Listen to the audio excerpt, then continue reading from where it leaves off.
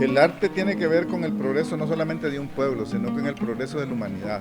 Nos diferenciamos en el mundo animal precisamente por ser humanidad y una de las características es crear instrumentos, crear herramientas, esa es la cultura. Pero más allá de las herramientas está este elemento esencial que es el arte.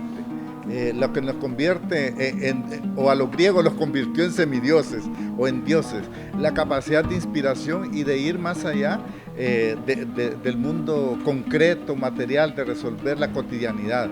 Es prever la espiritualidad, la esencialidad del ser humano, desarrollarse en valores sustanciales, esenciales para la vida, que nos acerca más como personas, que nos da complementariedad. Como dice Pablo Freire, que nos vuelve seres con conciencia, seres en sí, no solamente y seres para sí a la vez.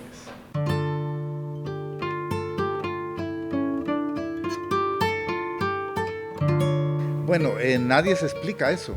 ¿Por qué de pronto una persona es ingeniero mecánico, otro quiere ser astronauta y alguno quiere solamente ser pescador, ¿no? y tirar anzuelos al río, ¿no?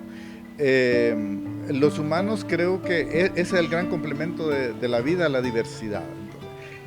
¿Cómo llego yo al arte? Llegué al arte creo por accidente, pero también por intuición personal. Yo no vengo de academias, en realidad vengo de hacer teatro de calle. Y del teatro de calle me llevó a ser profesor, y a ser profesor, a hacer del teatro la herramienta más importante a nivel metodológico, didáctico, porque el juego y el teatro son elementos que la humanidad nunca lo va a superar. Igual podrá crearse toda la tecnología, pero el silbido, silbar una canción, silbar un bolero, danzar uno mismo, eso no será superado, porque es la esencialidad del ser humano. Entonces, ¿cómo llego al arte yo? Llegué gracias a un amigo que tomamos diferentes caminos. Nos conocimos siendo niños pobres en Santa Rosa de Copán, y Roel Mejía, que se hizo un cura capuchino, revolucionario. Éramos revolucionarios desde jóvenes, y yo tomé el mundo del arte. Y inicialmente hacía poesía, pero nunca he sido un buen poeta, ¿no? Entonces, después de eso, gracias a Saúl Toro Fernández, que salen en este libro, Palmerolo, él y Betty, su esposa, que me llevaron a la primera biblioteca, me enseñaron qué es el teatro. Yo entré al mundo del teatro y no me he salido ni me saldré de ahí. Y no el teatro profesional, yo no soy, bueno, soy un dramaturgo, escribo teatro, tengo obras publicadas, pero el teatro para mí es la obra didáctica, la obra del acercamiento, el que permite desinhibir al campesino, al niño humilde, al que tiene complejos, al que le han hecho bullying, al que no puede decir su nombre, al que se apena de ser pobre o de no poder hablar bien. Entonces, he logrado, en un taller literario tengo un compañero que es un poeta excelente. Cuando llegó como niño a hacer teatro conmigo, tenía problemas de dicción. No sabía ni decir correctamente su nombre. Hoy es un gran poeta y ha hecho teatro y sigue haciendo.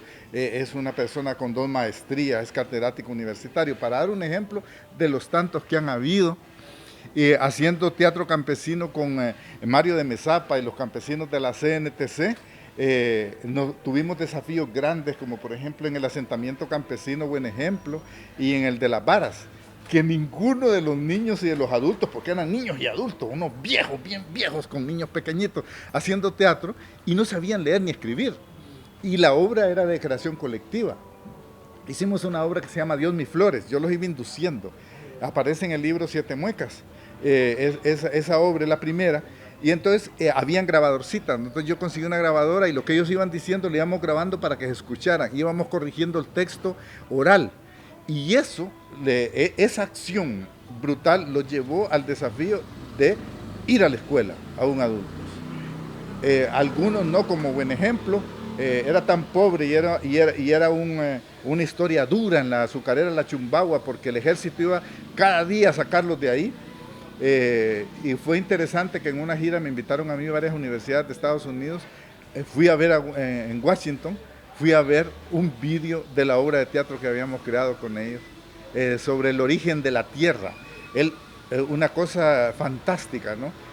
Ver campesinos que no saben leer ni escribir, llevados al mundo del cine, ¿no? Y traducidos al francés y al inglés. es fantástico. Entonces, ¿cómo llego yo? No sé si he llegado todavía, Boris. Voy caminando, voy junto con Palmerolo, ¿no? Caminando. Gracias al presidente Mel Zelaya, yo soy el cuidador de Palmerolo ahora en el mundo fantástico de la literatura, ¿no? Y, y, y creo que es el camino que dice Antonio Machado, es ese camino al andar, es lo grandioso del arte y eso es lo grande y maravilloso de los artistas de Honduras, sobre todo los artistas en resistencia, que hemos aguantado, le hemos dado duro, nos han dado leña. Recuerdo yo cuando estábamos en la resistencia, ver a Carlita Lara llorando, por ejemplo, porque los acaban de gasear y aporraciar, creo que fue como el cuarto día, ver al Vito Show, una teatrista linda que le destrabaron el brazo, no de un garrotazo. Entonces, este es el camino. Usted llega por compromiso, llega por alegría, llega por llanto, llega por solidaridad. Por ejemplo, con Amanda Castro con su bote de oxígeno encima, haciendo el ayuno junto con nosotros y le decíamos a Amanda que fuera del parque porque nos iban a reprimir aquel 15 de septiembre, ¿no? Y ella no se fue y estaba ya casi despidiéndose de este mundo. Eso está aquí en los poemas de Contragolpe, ¿no? Es un camino, Boris, es un camino. Es un camino bello y este camino que hemos logrado ya ahorita con una mujer presidenta, ¿no? Nuestra primera presidenta que sale del seno de la resistencia, es parte del mundo artístico, creativo. Ayer vi que alguien le regaló una pintura y un libro y digo, ¿estará el sufrimiento de Xiomara cuando iba camino hacia la frontera en Nicaragua, cuando estuvo dentro de la embajada de Brasil? Esta mujer heroica, construida por el pueblo, porque Xiomara es una construcción popular. Xiomara no solo es la mujer o la persona que está ahí, es esta construcción semántica que se logra gracias a la sensibilidad. Y usted vio, los artistas, los profesionales, la gente del pueblo, va y expone sus valores y arriesga su vida. Entonces, esa es la maravilla del arte, que nos junta, nos conjunta. Entonces llegué ahí y punto.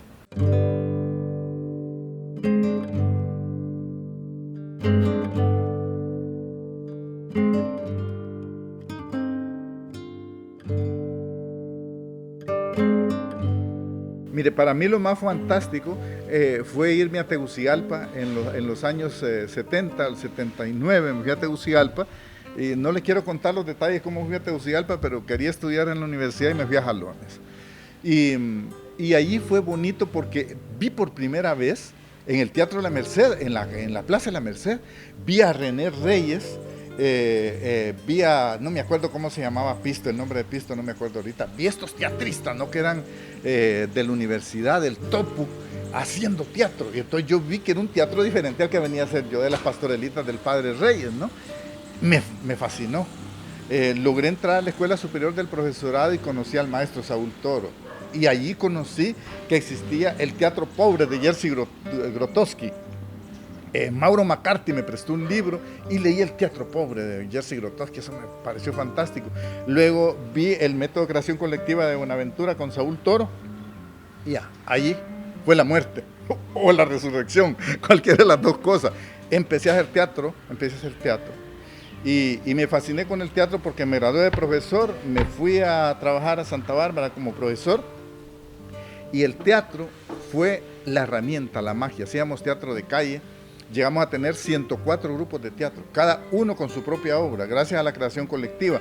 Pero como yo no tenía un libro que me guiara sobre creación colectiva, entonces creé mi propio método.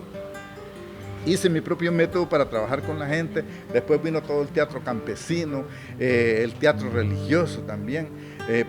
De aquí de Gracia hay un tipo, Misael Cárcamo, que hoy creo que está en la red solidaria. Con Misael Cárcamo andábamos por los limones, por todas esas recuperaciones campesinas en una moto haciendo teatro. El teatro era de horas, porque yo para ganarme la vida tenía que ganar mis 960 pesitos como profesor, ¿no? Y entonces eran los fines de semana, las noches, hacíamos teatro de 7 de la noche a 11 de la noche y después nos íbamos de regreso para dormir y trabajar el siguiente día. Algo fantástico, una aventura, donde lo que ganas es la cercanía de la gente, la sonrisa de la gente. Dormíamos en las iglesias, en una galera, en un balneario donde nos daban y ahí hacíamos teatro. A mí nunca se me va a olvidar, creamos un movimiento que se llamaba Bellota Cultural y en el río, en las piedras del río, era en el escenario, ahí entrenábamos con los niños.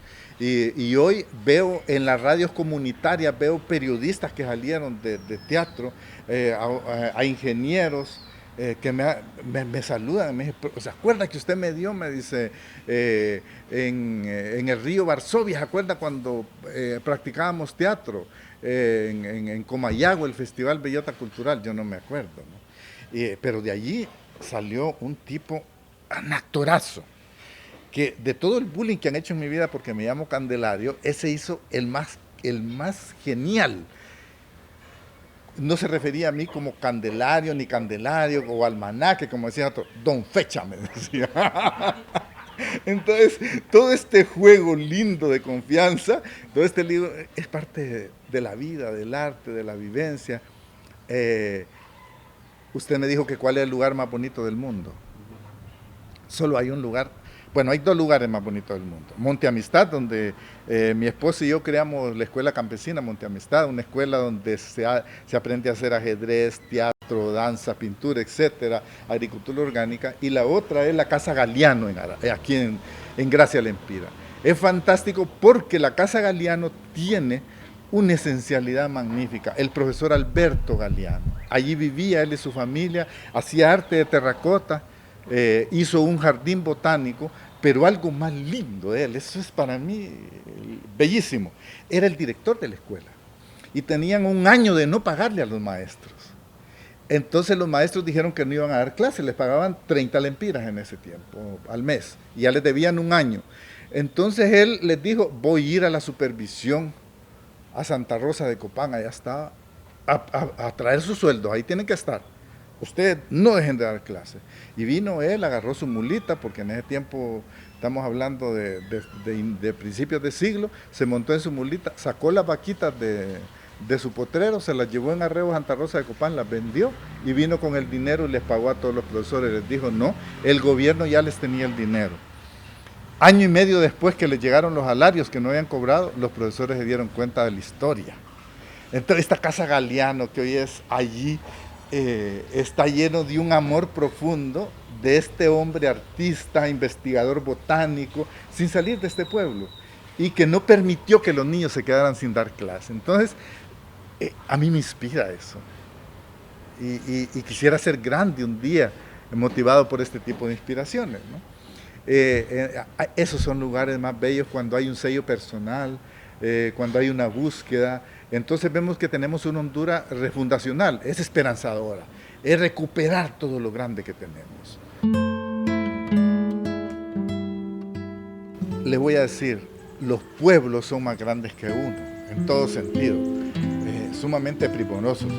En plena pandemia, viene el alcalde de Arada, Arnold Avelar, y me llama, me dice, Candelario, yo estoy, me dice, fascinado con lo que está pasando en Cantarranas. Quiero hacer muralismo, porque habíamos hecho un mural ya. Habíamos hecho un mural bien bonito, histórico, en la escuela de Arada. Justo el día se estaba terminando el mural, solo había una gota donde íbamos a poner el rostro de un niño, y se hizo junto con los niños ese mural. Javier Espinal dirigió ese mural. Asesinaron a Berta Cáceres y fue impactante para nosotros. Entonces yo le dije a Javier, dejemos esa gota, ahí ver el rostro de Berta Cáceres. Fue el primer rostro que salió en una gota, ahí está en Arada. Pues ya cuando está la pandemia me llama Arnold Avelar y me dice, hagamos. Pero fíjese, me dije que hemos hecho cálculo y necesitamos 2 millones para llenar de murales Arada. Y ese dinero él no lo tenía. Para empezar, había un gobierno que no les daban ni el dinero que le mandan a los alcaldes, a las alcaldías. Empezó a buscar en el pueblo, conseguimos camas, mi esposa y yo bajamos del centro de capacitación tarimas para que durmieran los artistas, convocaron a los artistas vinieron solo por la comida y vinieron de varios países. Una linda convocatoria, la gente dijo, nosotros les damos posada y la comida. Al final la alcaldía terminó gastando alrededor de 500,000 lempiras.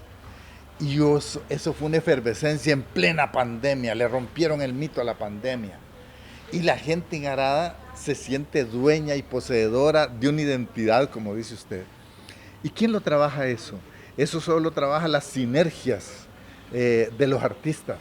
Cuando se juntan con el pueblo, se hicieron de amigos, tomaban café, tomaban guaro, comían cuantas veces querían, los sacaban a pasear, los llevaban allá al monte a traer guineos, la cipotada andaba con ellos, todo el mundo pintaba. Entonces, esa integralidad que hay, lo que nosotros, Elder Cámara, el obispo Elder Cámara dice que a la humanidad padecemos de una enfermedad, se llama separatidad, estamos separados, nos alejamos. Y estas cosas, estos aparatos electrónicos nos están alejando más, aunque aparentemente nos acerquen, ¿no? Entonces, hay que hacer la integridad, la cercanía, la presencia.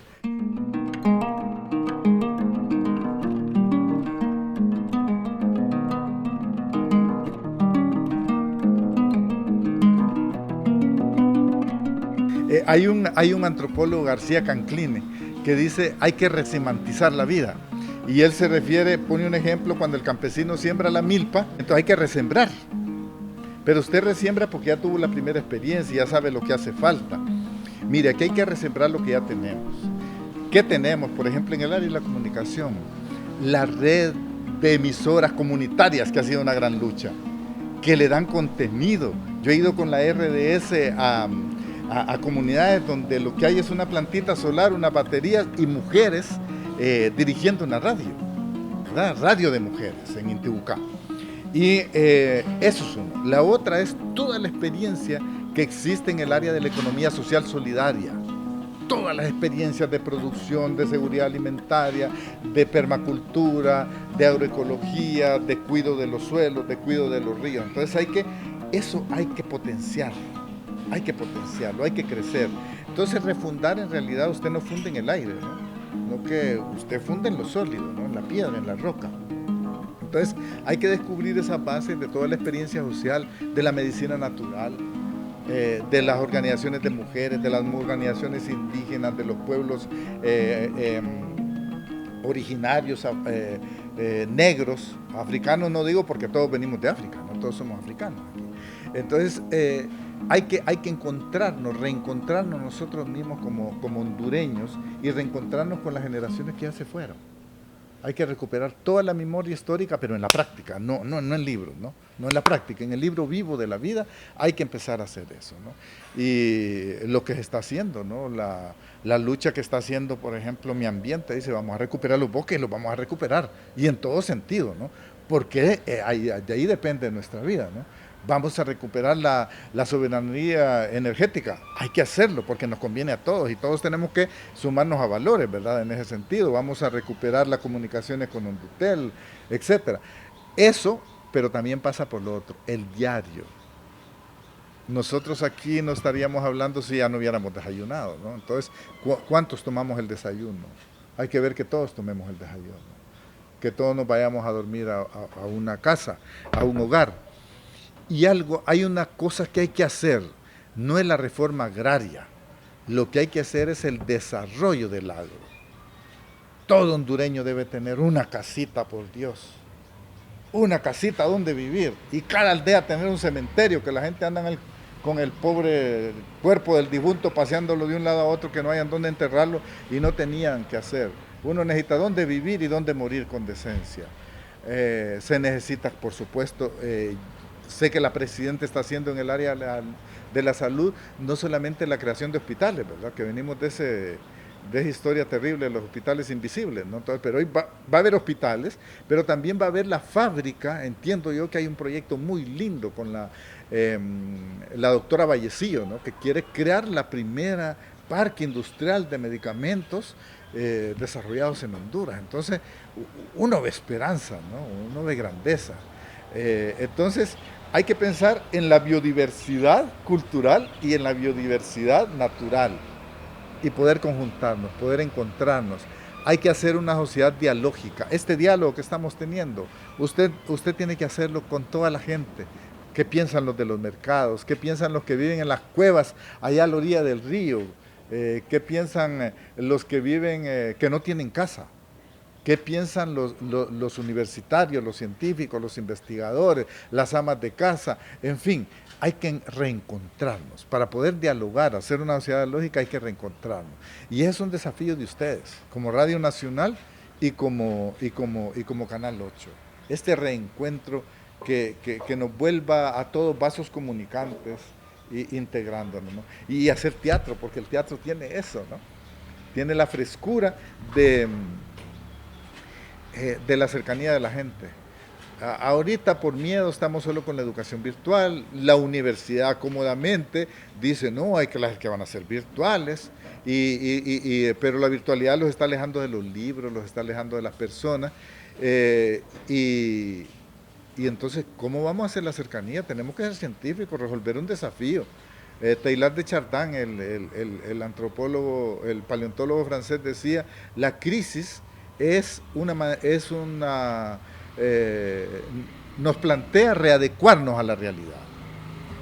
Readecuarnos a la realidad. Hoy tenemos que readecuarnos y ser mejores de lo que éramos antes de la pandemia y de lo que éramos antes de la dictadura, porque venimos de una cadena de dictaduras, ¿no? Entonces, creo que tenemos sueños bonitos. Solo hay 4 años.